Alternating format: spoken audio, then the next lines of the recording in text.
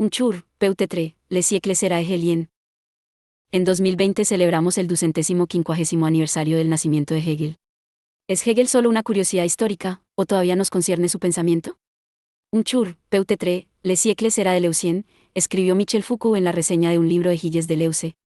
El presente libro propone la hipótesis de que, en cierto sentido, el siglo XX no fue deleuziano, sino marciano, y el siglo XXI será hegeliano. Esta afirmación parece una locura. En nuestro mundo de física cuántica y biología evolutiva, de ciencias cognitivas y digitalización, de capitalismo global y totalitarismo, ¿no está Hegel fuera de lugar? Nuestro punto de partida no es que Hegel viera todo eso o que lo intuyera, no lo predijo y sabía que no podía predecirlo. El saber absoluto hegeliano no implica que Hegel lo supiera todo, sino que representa la existencia de un límite infranqueable. Recordemos el categórico rechazo a dar instrucciones acerca de cómo debería ser el mundo, en el prólogo a la filosofía del derecho. La filosofía, por lo demás, llega siempre demasiado tarde. Como pensar del mundo, surge por primera vez en el tiempo, después de que la realidad haya cumplido su proceso de formación y esté realizada. Cuando la filosofía pinta el claroscuro, un aspecto de la vida ya envejecido y en la penumbra no se puede rejuvenecer, sino solo reconocer, el búho de Minerva inicia su vuelo al caer el crepúsculo. 1. Robert Pippin puso de relieve la conclusión evidente, que casi nadie ha visto, de esa afirmación, ha de ser aplicable también a la noción de Estado que se desarrolla en su propia filosofía del derecho. El hecho de que Hegel pudiera desarrollar su concepto significa que la noche está cayendo sobre lo que los lectores de Hegel suelen percibir como una descripción normativa de un Estado racional modélico. Por eso, la filosofía de Hegel representa una apertura hacia el futuro. No hay en Hegel escatología, no hay ninguna imagen del brillante, oscuro, futuro hacia el que nuestra época tiende. No menos evidente puede parecer, por esa misma razón, que el pensamiento de Hegel es la peor elección posible para un pensador a través de cuya lente se debería interpretar el presente. Sí, estaba completamente abierto al futuro, pero ¿no era por esa misma razón incapaz de arrojar luz sobre él? Nosotros apostamos por lo contrario de esa obviedad, precisamente por estar por completo desfasado. El pensamiento de Hegel nos proporciona unas lentes únicas para percibir las posibilidades y los peligros de nuestro tiempo. Ser hegeliano hoy en día no significa construir un nuevo ideal, de reconocimiento pleno, de estado racional, de saber científico, y luego analizar por qué no hemos llegado ya a él. Significa que hay que actuar como un verdadero posthegeliano, es decir, tomar a Hegel no como una conclusión, sino como un punto de partida, preguntándonos qué aspecto tendría el actual estado de cosas desde ese punto de partida, y si Hegel nos permite comprender mejor precisamente esos fenómenos que son sin ninguna duda posthegelianos, ¿qué representa lo que Hegel no podía imaginar? ¿Una aproximación hegeliana? Pero, ¿a qué Hegel me estoy refiriendo aquí? Desde donde estoy hablando, simplificándolo al máximo, la tríada que determina mi postura filosófica la forman Spinoza, Kant y Hegel.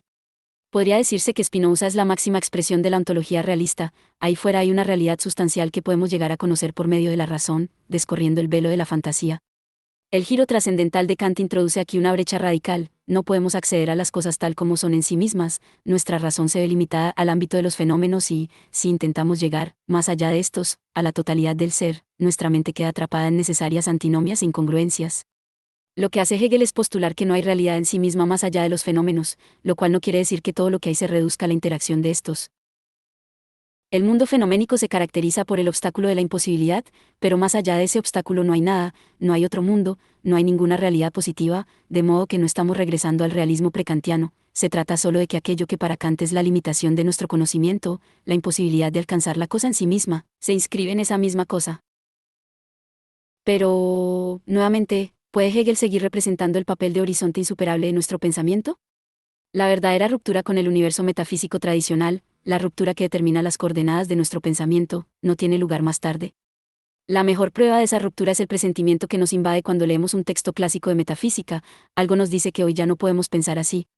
Y no nos asalta ese presentimiento cuando leemos las especulaciones de Hegel sobre la idea absoluta. Hay un par de candidatos para esta ruptura que hace que Hegel ya no sea contemporáneo nuestro, empezando por el giro posthegeliano de Schelling, Kierkegaard y Marx, pero este giro puede explicarse fácilmente en los términos de una inversión inmanente del idealismo germánico. Con respecto a las cuestiones filosóficas predominantes durante las últimas décadas, un nuevo argumento más convincente para esta ruptura fue propuesto por Paul Livingston, quien en The Politics of Logic 3 lo ubicó en el nuevo espacio que simbolizan los nombres de Cantor y Gödel, donde, naturalmente, Cantor defiende la teoría de conjuntos, mediante procedimientos autorreferenciales, conjunto vacío, conjunto de conjuntos, y nos obliga a admitir una infinitud de infinities, y Gödel defiende sus dos teoremas de lo incompleto, los cuales demuestran, simplificándolos al máximo, que un sistema axiomático no puede demostrar su propia coherencia porque genera necesariamente afirmaciones que él mismo no puede probar ni rebatir. Con esta ruptura entramos en un nuevo universo que nos obliga a dejar atrás la idea de una perspectiva coherente de toda la realidad. Incluso el marxismo, al menos en su forma predominante, aún puede considerarse como un modo de pensar que pertenece al antiguo universo, elabora una visión bastante coherente de la totalidad social, en algunas versiones incluso de toda la realidad. Sin embargo, el nuevo universo no tiene absolutamente nada que ver con el irracionalismo de la Lebensfilosofie, cuyo primer representante fue Schopenhauer, esto es, con la idea de que nuestra mente racional no es más que una delgada superficie y que las verdaderas bases de la realidad son impulsos irracionales. Permanecemos en el dominio de la razón, y este dominio se ve privado de su coherencia desde dentro. Las incoherencias inmanentes de la razón no implican que haya una realidad más profunda que escapa a ella, esas incoherencias son en cierto sentido la cosa en sí. Nos encontramos pues en un universo en el que las incoherencias no son una señal de nuestra confusión epistemológica, el hecho de que se nos escapara la cosa en sí, que por definición no puede ser incoherente, sino, por el contrario, una señal de que hemos tocado lo real. Las raíces de todas estas incoherencias son, por supuesto, las paradojas de la autorreferencia, de un conjunto que se convierte en uno de sus propios elementos, de un conjunto que incluye un conjunto vacío como uno de sus subconjuntos, como su propio sustituto entre sus subconjuntos. La perspectiva hegelo-lacaniana concibe estas paradojas como un indicio de la presencia de la subjetividad. El sujeto solo puede surgir del desequilibrio entre un género y su especie. El vacío de la subjetividad es en definitiva el conjunto vacío como la especie en la que un género se encuentra a sí mismo en su determinación oposicional, como lo habría expresado Hegel. Pero, ¿cómo puede ser la misma característica la señal de la subjetividad y al mismo tiempo la señal de que tocamos lo real? ¿Acaso no tocamos lo real precisamente cuando logramos borrar nuestro punto de vista subjetivo y percibimos las cosas, tal como son en realidad, con independencia de nuestro punto de vista subjetivo? Lo que nos enseñan Hegel y Lacan es exactamente lo contrario. Toda visión de la realidad objetiva está ya constituida por la subjetividad trascendental, y solo tocamos lo real cuando incluimos en nuestro campo de visión el corte en lo real de la propia subjetividad. La metafísica de la subjetividad aborda estas paradojas por medio de la noción de reflexividad como característica básica de la conciencia de sí mismo, de la capacidad de la mente para referirse a sí misma, de ser consciente no solo de los objetos, sino también de ella misma y de la forma en que se relaciona con los objetos. El gesto elemental de la reflexividad es el de dar un paso atrás e incluir nuestra propia presencia en la imagen o situación que estamos observando o analizando, solo así podemos abarcar toda la imagen. En una novela policíaca, cuando está analizando la escena del crimen, el investigador tiene que incluir su propia presencia, su propia mirada. A veces, el crimen está literalmente escenificado para él, para atraer su mirada, para que se involucre en la historia. En algunas películas, el detective que investiga un asesinato descubre que él es el destinatario, es decir, que el asesino perpetró el crimen como una advertencia dirigida a él. De manera similar, en una novela de Perry Mason, presencia el interrogatorio policial de una pareja sospechosa de asesinato y no comprende por qué el marido está más que dispuesto a narrar con todo lujo de detalles lo que estuvo haciendo la pareja el día del asesinato, pero entonces cae en la cuenta. La verdadera destinataria del pormenorizado relato del marido era su mujer, esto es, aprovechó la oportunidad de estar juntos, en la cárcel estaban en celdas distintas, para contarle la falsa coartada, la mentira a la que los dos tenían que ceñirse. También podemos imaginar una trama en la que la historia que el presunto asesino cuenta a la policía es una velada amenaza de chantaje a uno de los detectives que están presentes. Lo que todos estos casos tienen en común es el hecho de que para comprender una afirmación hay que saber a quién va dirigida. Por eso, los detectives necesitan a un personaje como el Watson de Holmes o el Hastings de Poirot, alguien que represente al otro en el aspecto del sentido común, la mirada que el asesino tenía en la mente cuando cometió el crimen. Lo que se hace palpable con la ruptura de Cantor barra diagonal Gödel es la verdadera extensión de las paradojas autorreferenciales que pertenecen a la subjetividad. Una vez que incluimos nuestra propia posición en la imagen del todo, ya no podemos regresar a una cosmovisión coherente. La ruptura de Cantor barra diagonal Gödel hace, por tanto, imposible una totalidad coherente. Debemos elegir entre totalidad y coherencia, no podemos tener las dos cosas al mismo tiempo, y esta elección se concreta en las dos orientaciones del pensamiento del siglo XX a las que Livingstone puso nombre: la orientación genérica, la postura de Badiou, consistente en optar por la coherencia a expensas de la totalidad, y la orientación crítico-paradójica,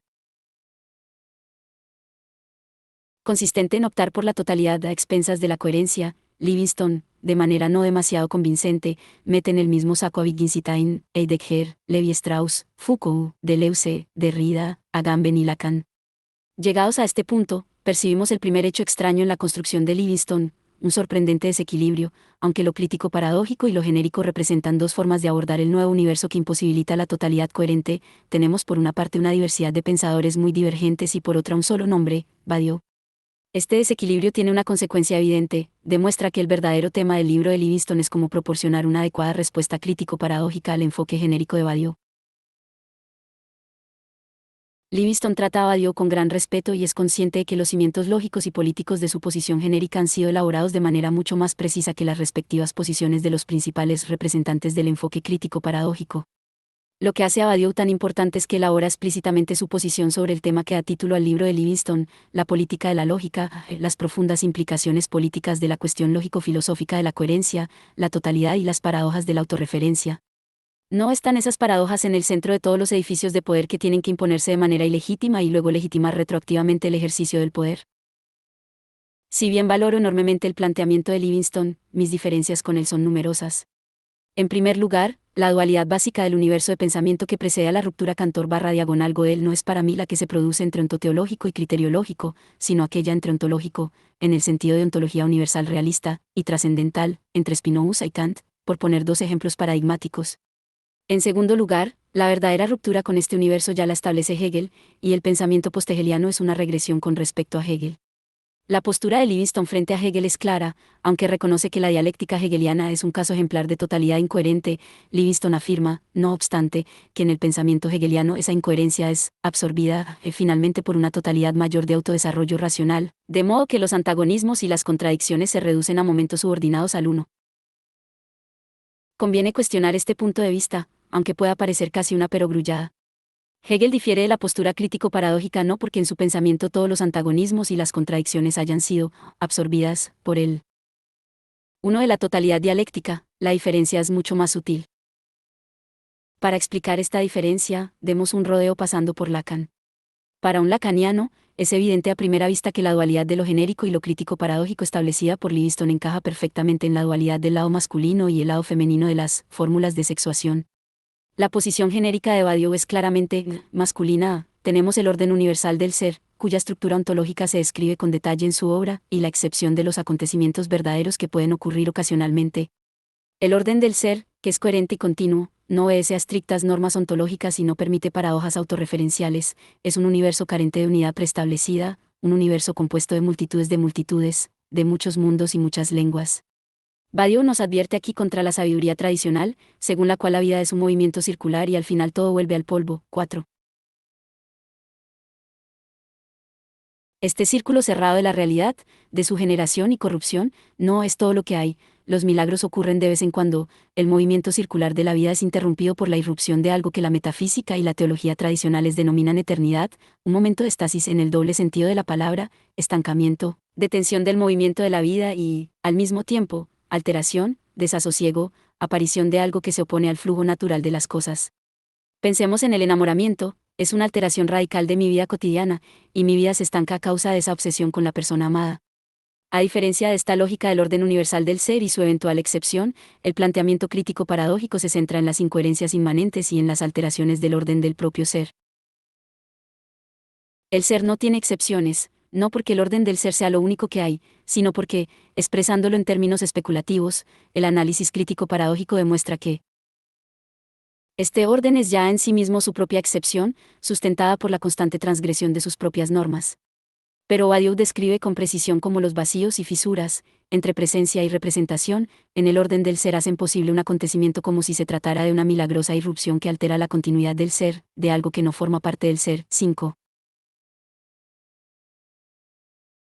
Desde el punto de vista crítico paradójico, sin embargo, el orden del ser está siendo constitutivamente pulverizado y alterado desde dentro, en términos freudianos, y en la medida en que Badiou se refiere constantemente al orden del ser humano como la búsqueda supervivencialista del placer, se podría decir que Badiou desatiende la dimensión de lo que Freud denominó pulsión de muerte, la fuerza perturbadora del no ser en el corazón del ser. De este modo pasamos de la lógica masculina a la femenina. En lugar de que el orden universal del ser se vea alterado por eventuales excepciones, el propio ser lleva la marca de una imposibilidad fundamental, el no todo.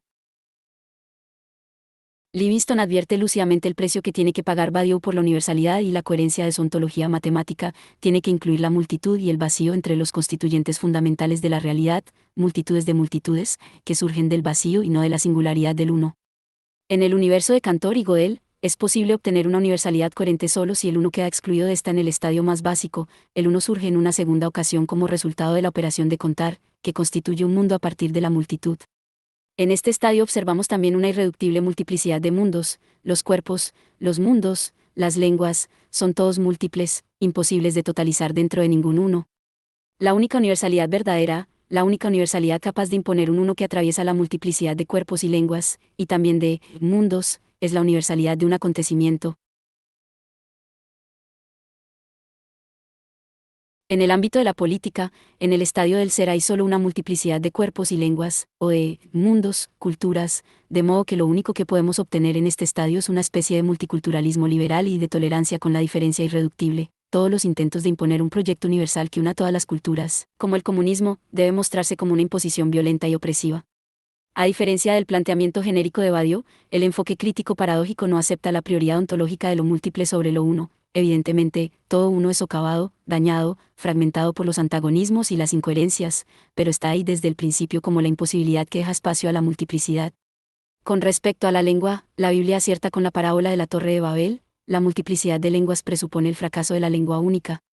A eso se refiere Hegel con la idea de universalidad concreta, al encadenamiento de fracasos. Surgen múltiples formas de Estado porque el Estado es en sí mismo una noción incoherente barra diagonal antagónica. Dicho de otro modo, lo que pretende la universalidad concreta es convertir la excepción a una universalidad en el elemento que cimenta esa misma universalidad. Veamos un caso quizás sorprendente, el de los judíos y el Estado de Israel. Alain Finkielkraut escribió, los judíos han elegido en la actualidad la vía del arraigo. 6 Es fácil distinguir en esta afirmación un eco de Heidegger cuando, en una entrevista al semanario Der Spiegel, aseveró que las cosas importantes y esenciales solo pueden surgir del hecho de tener una patria, de estar anclados en una tradición. Lo irónico del caso es que estamos hablando de un extraño intento de reproducir los estereotipos antisemitas a fin de legitimar el sionismo. El antisemitismo reprocha a los judíos la falta de raíces, y es como si el sionismo intentara corregir esa carencia proporcionando, con retraso, unas raíces a los judíos. No es de extrañar que muchos antisemitas conservadores apoyen encarnizadamente la expansión del Estado de Israel. Sin embargo, lo que ocurre con los judíos es que ahora están intentando echar raíces en un lugar que durante miles de años no fue suyo, sino que estaba habitado por otro pueblo. La solución no pasa por volver a normalizar a los judíos en otra nación, sino por darle la vuelta a la perspectiva, y si los judíos como excepción fuesen un verdadero sustitutivo de la universalidad, es decir, y si en el estadio más radical, todos fuésemos judíos, y si la falta de raíces fuese el estado primordial del ser humano, y nuestras raíces fuesen un fenómeno secundario, un intento de oscurecer nuestro desarraigo consustancial. Pero Hegel va un paso más allá de lo que Livingston describe como la postura crítico-paradójica. Para Hegel, el uno de la identidad propia no es siempre incoherente, fracturado, antagónico, etc. La identidad misma es la afirmación de la singularidad radical. Decir que una cosa es idéntica a sí misma significa que es distinta de todas sus propiedades particulares, que no puede reducirse a ellas. Una rosa es una rosa, significa que una rosa es algo más que todas sus características. Hay un no sé qué que la convierte en una rosa, hay algo más en una rosa que la propia rosa. Como indica este último ejemplo, estamos hablando también de lo que Lacan denominó Uchi petita, la misteriosa X. Que hay bajo todas sus propiedades y que hace de un objeto lo que es, lo que sustenta su identidad única. Más exactamente, ese más oscila entre lo sublime y lo ridículo o lo vulgar, incluso lo obsceno. Decir que una ley es una ley significa que, aunque sea injusta y arbitraria, aunque sea un instrumento de la corrupción, una ley sigue siendo una ley y hay que cumplirla. La estructura mínima de la identidad, que es siempre autoidentidad, porque es, como ya sabía Hegel, una categoría de la reflexión, es por tanto uno. Una cosa es ella misma en contraste con sus propiedades determinantes, y un ouche ya es el inabarcable exceso que sustenta esa identidad. Esto, por último, nos lleva a la sutil diferencia entre Hegel y el planteamiento crítico paradójico. No es que Hegel subordine las incoherencias y los antagonismos a una unidad superior, es, por el contrario, que para Hegel la identidad, la unidad del uno, es una forma de singularidad. La identidad es la diferencia llevada al extremo de la autorreferencia. La unidad del uno no está permanentemente amenazada por las fisuras e incoherencias, la unidad del uno es la fisura en cuanto tal. Lo que esto significa es que la totalidad hegeliana es paradójica e incoherente, pero no crítica en el sentido de oponerse al centro de poder, no está atrapada en el eterno propósito de socavar o desplazar el centro de poder, en busca de las fisuras y los excesos, indecidibles, que alteran y deconstruyen el edificio del poder. O, expresándolo en los términos hegelianos de la identidad especulativa, el poder es su propia transgresión, basada en la vulneración de sus propios principios fundacionales. Aunque el planteamiento crítico paradójico pone de manifiesto las incoherencias que constituyen nuestra identidad, su postura crítica lo lleva a intentar superar esas incoherencias. Este objetivo es naturalmente inalcanzable, siempre errado y pospuesto, y por eso el planteamiento crítico paradójico se percibe a sí mismo como un proceso sin fin. A Derrida, el principal pensador crítico paradójico, le gusta hablar de la deconstrucción como una búsqueda infinita de la justicia, y, en la política, de la democracia por venir, nunca llega a estar aquí. En claro contraste con esta postura, Hegel no es un pensador crítico, su actitud básica es la de la reconciliación, pero no la reconciliación como un objetivo a largo plazo, sino como un hecho que nos enfrenta a la verdad amarga e inesperada del ideal concreto. Si hubiera un lema hegeliano, este sería: busca la verdad en el error. El mensaje que quiere transmitir Hegel no es el del espíritu de confianza, el título del último libro de Brandam sobre la fenomenología de Hegel, sino más bien el del espíritu de desconfianza, la premisa de que todos los grandes proyectos humanos salen mal y solo de esta manera pueden acreditar su verdad. La Revolución Francesa buscaba la libertad universal y alcanzó su apogeo en el terror, el comunismo buscaba la emancipación global y dio lugar al terror estalinista. La enseñanza de Hegel es, pues, una nueva versión del eslogan del hermano mayor de Orwell en 1984. La libertad es esclavitud, cuando queremos imponer la libertad directamente, el resultado es la esclavitud. Sea como fuere, Hegel no es el pensador de un ideal perfecto al que nos acercamos infinitamente. Heinrich Heine, que fue alumno de Hegel durante los últimos años del filósofo, propagó la historia de que en una ocasión le dijo a su maestro que no podía aceptar el principio de que todo lo real es racional, y que Hegel, mirando atentamente a su alrededor, le dijo en voz baja a su discípulo: tal vez habría que decir, todo lo real debería ser racional.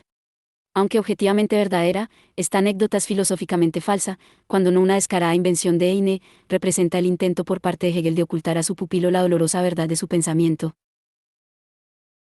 Renunciar a una postura crítica no implica renunciar al cambio social, solo dificulta ese cambio. Abordemos el espinoso caso de la inmigración. Pia Klemp, capitana del navío Juventa, que estaba salvando a refugiados en el Mediterráneo, terminó su explicación de por qué rechazó la medalla Gran Bermal que le concedió la Villa de París con la proclama: documentación y vivienda para todos. Libertad de movimiento y residencia. 7. Si esto significa, en suma, que toda persona tiene derecho a trasladarse al país de su elección, y que ese país tiene la obligación de proporcionarle una vivienda, entonces estamos hablando de una abstracción al más puro estilo hegeliano, una visión que ignora el complejo contexto de la totalidad social. El problema no puede resolverse en este plano, la única solución real pasa por cambiar todo el sistema económico del que salen los inmigrantes. Lo que hay que hacer, por tanto, es retroceder desde la crítica directa hasta el análisis del antagonismo inmanente del fenómeno criticado, haciendo hincapié en cómo influye nuestra propia posición crítica en el fenómeno que ésta reprueba. La enseñanza hegeliana en relación con el intento de cambiar el mundo es, por tanto, desesperadamente optimista. Tales intentos nunca alcanzan su objetivo, pero gracias a sus repetidos fracasos puede surgir una nueva forma de ser. Sí, el chavismo fracasó en Venezuela, Syriza fracasó en Grecia, el comunismo chino no puede ser nuestro ideal, pero todos esos procesos coadyuvan al tejido subterráneo del espíritu que podría dar lugar a imprevisibles nuevas visiones, u horrores. A un cerebro conectado. Y esto nos trae al tema del presente libro. Partimos del principio de que el esquema hegeliano de una totalidad incoherente es el soporte último del pensamiento, y tampoco deberíamos tener miedo de aplicárselo a la mencionada afirmación de que la filosofía solo puede pintar el claroscuro, de que solo puede aprender la verdad nocional de una época cuando ésta está llegando a su fin. El hecho de que el pensamiento hegeliano esté resurgiendo ahora como máxima expresión del universo de Cantor y Gödel significa que hay en el horizonte una nueva forma histórica que representa una amenaza para él. Otra premisa es que la perspectiva de un cerebro conectado, un enlace directo entre el cerebro y la máquina digital, lo que popularmente se conoce como Neuralink, es el principal indicio de esa amenaza, de modo que la cuestión es la siguiente: ¿qué ocurrirá con el espíritu humano, con nuestra subjetividad, si realmente surge algo que se parezca a un cerebro conectado? Tal vez lo que eluda el espacio digital no sea la complejidad del pensamiento, sino la más elemental identidad propia de una cosa, el sencillo, a esa, que solo funciona en un espacio simbólico. Este libro no es, por tanto, un ensayo sobre Hegel. Lo que intenta es poner en práctica un planteamiento hegeliano. El libro parte de la premisa de que Hegel está vivo como pensador solo si su planteamiento sigue siendo válido, es decir, solo si la pregunta, ¿cómo ve Hegel nuestra época?, sigue siendo útil y pertinente. Se puede imaginar una prueba más dura de la incesante productividad del planteamiento hegeliano que el fenómeno del cerebro conectado, que es el fenómeno posthegeliano por excelencia, algo completamente impensable para Hegel, algo que pertenece claramente a otra época. Poner en práctica un planteamiento hegeliano significa un par de cosas. En primer lugar, este libro presenta un análisis filosófico de la noción del cerebro conectado y su extrapolación ideológica, la noción de singularidad. No se ocupa de los extensos campos empíricos de la tecnología, la política, la sexualidad o el arte, es decir, no presenta un análisis detallado de fenómenos específicos, como pueden ser las repercusiones del cerebro conectado en la medicina, los mercados o los algoritmos informáticos, y deja a un lado cuestiones específicas como las repercusiones del cerebro conectado en la transexualidad. Se centra en una sola cuestión fundamental: cómo afectará el fenómeno de un cerebro conectado no solo a nuestra experiencia personal de los seres humanos libres, sino también a nuestra propia condición como tales. Esta cuestión también nos obligará a aclarar la propia noción de humanidad. Si realmente estamos entrando en una era posthumana, ¿cómo podremos percibir de forma distinta la esencia de la naturaleza humana? Por lo general, solo percibimos la dimensión esencial de cierto fenómeno cuando su propia existencia se ve amenazada, del mismo modo que solo sentimos el peso espiritual de una persona cuando ésta muere inesperadamente. La importancia que doy a esta cuestión fundamental es fácilmente apreciable por su obsesiva repetición en casi todos los capítulos del libro, como si estuviera intentando desentrañar desesperadamente un enigma irresoluble. En segundo lugar, y en virtud del planteamiento hegeliano, poco sentido tendría intentar definir de antemano las nociones de cerebro conectado y singularidad, pues su desarrollo es el cometido de este libro. Lo único que podemos hacer aquí es demarcarlas de manera meramente formal. Cerebro conectado hace referencia a un vínculo directo entre nuestros procesos mentales y una máquina digital, un vínculo que, si bien me permite desencadenar acontecimientos en la realidad con un simple pensamiento, me viene a la cabeza un ejemplo como el de encender el aire acondicionado. El ordenador descifra mi pensamiento y activa el aparato, también permite a la máquina digital controlar mis pensamientos. La singularidad hace referencia a la idea de que, compartiendo mis ideas y experiencias con otros, una máquina que interpreta mis procesos mentales también puede trasladarlos a otra mente. Surgirá un campo de experiencia global común que hará las veces de una nueva divinidad. Mis pensamientos quedarán sumergidos en un pensamiento global del propio universo. También dejaremos a un lado el problema de la viabilidad tecnológica de un cerebro conectado. ¿Podrá hacerse realmente como lo han proyectado los posthumanistas? Entre numerosos informes, mencionemos solo los de Alter Ego, un silencioso dispositivo lingüístico de salida y entrada desarrollado por el MIT Media Lab. El dispositivo se coloca alrededor de la cabeza, la nuca y la mandíbula, y traduce a palabras, en un ordenador, los impulsos cerebrales relacionados con el habla. Arnab Kapper, quien desarrolló este sistema, señala que no se trata solo de leer el pensamiento, hay que tener la voluntad de usarlo. Los pequeños cascos son capaces de detectar, por medio de potentes sensores, las señales que envía el cerebro a los mecanismos internos del habla, como la lengua o la laringe, cuando te hablas a ti mismo. Imagínate que te haces una pregunta, pero sin pronunciar las palabras en voz alta. Aunque no muevas los labios ni la cara, el sistema del habla forma esa oración. Los músculos del habla, como la lengua, vibran en consonancia con las palabras que estás pensando, de una manera muy sutil y casi imperceptible. 9. De momento, tengo que desearlo con todas mis fuerzas porque la máquina no lee mi mente, sino mis músculos del habla, que solo se mueven cuando tengo la intención de hablar.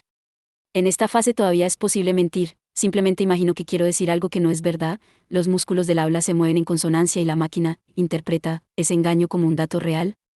Sin embargo, es fácil imaginar que más adelante la máquina podrá seguir mi línea de pensamiento sin mi aprobación o incluso sin que yo sea consciente de ello, una perspectiva claramente distópica. Pero, ¿vivimos realmente en una época distópica o vivimos más bien en una época de fantasías distópicas?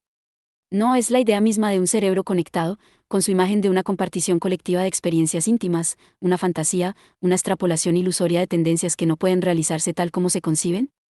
Una cosa es segura, no deberíamos subestimar el tremendo impacto de la experiencia colectiva, pues ésta lo cambiará todo aunque se realice de manera mucho más discreta que las grandiosas visiones actuales de la singularidad. El punto de vista de los escépticos quedó bien claro en un reciente debate celebrado en Seúl, en el que un señor mayor, cuyo nombre no recuerdo, propuso una paradoja maravillosa: la singularidad no solo no será tan nefasta como se ha dicho, los seres humanos conservaremos nuestra espiritualidad con todas sus ambigüedades, creencias sin creencias, referencias a los ausenciales, etc., sino que también es posible que no se produzca. Aun aceptando que tal vez no suceda tal como describen sus defensores, deberíamos insistir en que ocurrirá algo nuevo e imprevisible. Peter Sloterdijk. 10 acertó al calificar a Ray Kurzweil el nuevo San Juan Bautista, de precursor de una nueva forma de posthumanidad. Kurzweil captó las drásticas consecuencias del cerebro conectado, vio claramente el cambio que se producirá en nuestra visión de la realidad y en el papel que desempeñamos en ella. Más que la idea de un cerebro conectado, la singularidad, según Kurzweil, se basa en la perspectiva de la inteligencia artificial y augura que, debido al crecimiento exponencial de la capacidad de los artificios digitales, pronto estaremos relacionándonos con máquinas que no solo mostrarán todos los signos de una conciencia propia, sino que también superarán con creces la inteligencia humana. No deberíamos confundir esta actitud, posthumana, con la paradigmática creencia moderna en la posibilidad del absoluto dominio tecnológico sobre la naturaleza. Lo que estamos presenciando hoy es una ejemplar inversión dialéctica. El lema de las ciencias posthumanas ya no es la dominación, sino la aparición por sorpresa, contingente, no planificada. Jean-Pierre Dupuy detectó una extraña inversión de la antropocéntrica arrogancia cartesiana que sustentaba la tecnología, y esa inversión era claramente visible en la robótica, la genética, la nanotecnología y las investigaciones sobre la vida y la inteligencia artificiales. ¿Cómo explicar que la ciencia se ha convertido en una actividad tan peligrosa, que, según algunos científicos prestigiosos, supone hoy la principal amenaza para la supervivencia de la humanidad? Algunos filósofos responden a esta pregunta diciendo que el sueño de Descartes, convertirse en dueño y señor de la naturaleza, no se ha cumplido, y que deberíamos volver enseguida a la maestría de la maestría. No han entendido nada. No ven que la tecnología que se perfila en el horizonte gracias a la convergencia de todas las disciplinas conduce precisamente a la impericia. El ingeniero del mañana no será un aprendiz de brujo, pero no por negligencia ni ignorancia, sino por decisión propia. Se dotará de complejas estructuras u organizaciones, e intentará averiguar de qué son capaces estas examinando sus propiedades funcionales, un enfoque ascendente. Será un explorador y un experimentador al menos en la misma medida que un ejecutor. Su éxito dependerá más del grado en que lo asombren sus propias creaciones que de la conformidad de su realización con la lista de tareas preestablecidas. 11. ¿No es esta extraña tendencia a materializar la autoaniquilación una clara e inesperada manifestación de lo que Freud denominó pulsión de muerte? El motor de esta autosuperación de los seres humanos es el continuo progreso científico de la biología evolutiva, la neurología y las ciencias cognitivas, que se nutre de una extraña forma de vergüenza, la vergüenza que nos producen nuestras limitaciones biológicas, nuestra mortalidad, la ridícula forma de reproducirnos, lo que Gunther Anders denominó vergüenza prometeica. 12. Que no es en definitiva otra cosa que la vergüenza de haber nacido y no haber sido fabricados. La idea nietzscheana de que somos los últimos hombres, allanando el terreno para nuestra propia extinción y la llegada de un nuevo superhombre recibe así un giro científico-tecnológico. Sin embargo, debido a nuestras limitaciones, pasaremos por alto en este libro la cuestión de la IA. La IA y el cerebro conectado, pese a su evidente interrelación, son dos cosas claramente distintas. La IA puede superarnos sin arrastrarnos al espacio de la experiencia común, es decir, dejando que nuestro desgraciado cerebro siga funcionando como ha funcionado hasta ahora. Suponemos, por tanto, que, a pesar de todas las simplificaciones y exageraciones de los medios de comunicación, algo está sucediendo en este ámbito, pero nosotros nos limitaremos a cuestionar sus implicaciones y consecuencias filosóficas. Por eso vale la pena abordar el concepto de singularidad, pese al exceso de oscurantismo New Age. Combinado con cierta tecnoingenuidad, deberíamos decir, parafraseando a Groucho Marx, afirman presentar algo verdaderamente nuevo, y actúan como si presentaran algo verdaderamente nuevo, pero eso no debería confundirte, apuntan a la aparición de algo verdaderamente nuevo. En esta primera fase de desarrollo, solo podemos conjeturar cómo se organizará esta inmersión en la singularidad en cuanto espacio de pensamientos y experiencias compartidos, cómo se conectarán, o desconectarán, el sujeto y barra diagonal o la máquina. ¿Cómo se decidirá el alcance de la conexión? ¿En qué medida tendré acceso a los conocimientos de la máquina? ¿Cómo y con quién compartiré mis experiencias?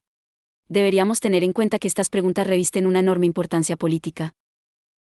13. No se trata, pues, de criticar las ideas sobre la mente y el lenguaje humanos que Musk, Kurzweil y otros defensores del cerebro conectado consideran ingenuas y primitivas. Es evidente que combinan una noción sensata del ego con el naturalismo vulgar, y de lo que se trata realmente es de que esas ideas pueden hacerse realidad en la medida en que se plasman en máquinas digitales que escanean y manejan nuestros cerebros. Incluso cuando dicen que el cerebro conectado puede suponer una amenaza para la humanidad, Musk y compañía conciben esa dimensión amenazada, la esencia de nuestro ser humanos, de manera muy limitada y engañosa. Así pues, es posible que la verdadera amenaza para nuestra humanidad resida en la limitada y engañosa noción de humanidad. que Musk, Kurzweil y compañía dan automáticamente por sentada en su descripción de aquello que el cerebro conectado pone en peligro. Cuando hablamos de posthumanidad, deberíamos prestar atención a lo que entendemos por humanidad, en el sentido de cualidad de humano. Puede que la perspectiva de la posthumanidad nos permita precisamente entender de otra manera qué significa ser humanos. 14. En nuestro proyecto hay por tanto tres dimensiones inextricablemente entrelazadas, una teórica, otra experiencial y otra institucional. Oscilamos constantemente entre estas tres dimensiones. 1. Las indagaciones sobre la estructura de un cerebro conectado y cuáles serán sus implicaciones teóricas. 2. ¿Qué significará para las personas tener el cerebro conectado? ¿Cómo transformará su experiencia personal? 3. Y por último, que no menos importante, ¿cuáles serán las implicaciones institucionales y sociopolíticas de los cerebros conectados? ¿A qué clase de relaciones de poder darán lugar los cerebros conectados? ¿Cómo se organizará y regulará la inmensa red digital que los sostiene? Las instituciones militares están reaccionando a esta amenaza como era de esperar. Se necesitan filósofos, expertos en ética, conocimientos, análisis de datos, aprendizaje automático, robots asesinos. Imprescindible, sangre fría, discernimiento moral y disposición a incumplir las órdenes de generales, científicos e incluso presidentes. El Pentágono está buscando a la persona adecuada para surcar las aguas moralmente turbias de la IA, presentada como el campo de batalla del siglo. 21. 15. Una pseudosolución consistente en la creación de diversos comités éticos quiso limitar el uso indebido de la ciencia, como es lógico, lo que hace falta es transparencia pública. Un observador bien informado advertirá sin duda que estas tres dimensiones están presentes en todas las ideologías. Pongamos por ejemplo la religión. Una religión es un sistema de creencias, elaborado por la teología, que tiene respuestas a todas las grandes preguntas sobre la naturaleza intrínseca de la realidad. 2. Una compleja red de experiencias íntimas de la dimensión divina. Y 3. Un aparato ideológico, un conjunto de instituciones y prácticas materiales, rituales, etc. Y lo mismo cabe decir del psicoanálisis, que es una teoría, no solo, sobre la psique humana, una práctica médica y, no deberíamos olvidarlo, una multitud organizada, una institución terapéutica con sus reglas de identificación. 16. Volviendo a la singularidad, abarca estas mismas tres dimensiones, ofrece una nueva explicación de la humanidad y su transición a la posthumanidad, incluso con una nueva dimensión teológica, promete una nueva experiencia subjetiva de inmersión en el espacio de la mente colectiva, pero, y este es el aspecto que se suele omitir, la singularidad también conllevará una inmensa red de máquinas integradas en nuestras relaciones sociales de dominación. ¿Las máquinas llegarán a controlarnos? ¿Una parte de la humanidad tendrá un contacto privilegiado con ellas? En términos extraordinariamente simplificados, ¿en qué afectará el eventual ascenso de la singularidad al capitalismo y a las distintas formas de poder social? Por consiguiente, deberíamos someter la idea del cerebro conectado a un análisis crítico que funcione en tres niveles diferentes. ¿Sobreviviría nuestra subjetividad a esta inmersión en un espacio común? Para hacernos una idea del resultado final, lo que escapa a la singularidad no es mi experiencia vivida, sino nuestro inconsciente correlacionado con la autonomía del sujeto cartesiano. ¿Sobreviviría nuestra subjetividad a esta inmersión en un espacio común? Para hacernos una idea del resultado final, lo que escapa a la singularidad no es mi experiencia vivida, sino nuestro inconsciente correlacionado con la autonomía del sujeto cartesiano. Parataxis. Una última salvedad, un planteamiento hegeliano que se centre en nociones básicas no implica un análisis conceptual y sistemático que pase por alto las cuestiones específicas. Si leemos a Hegel atentamente, enseguida nos damos cuenta de que el filósofo alemán avanza realmente de manera paratáctica, pasando con brusquedad de un tema a otro, y este libro es también una presentación paratáctica de su asunto. La parataxis, del griego. Acto de colocar lado con lado, es una técnica literaria que prefiere las oraciones breves y sencillas, y el uso de la coordinación. En la parataxis poética, dos imágenes o fragmentos, por lo general completamente dispares, se yuxtaponen sin una conexión clara, dejando que el lector haga sus propias conexiones en función de la sintaxis paratáctica.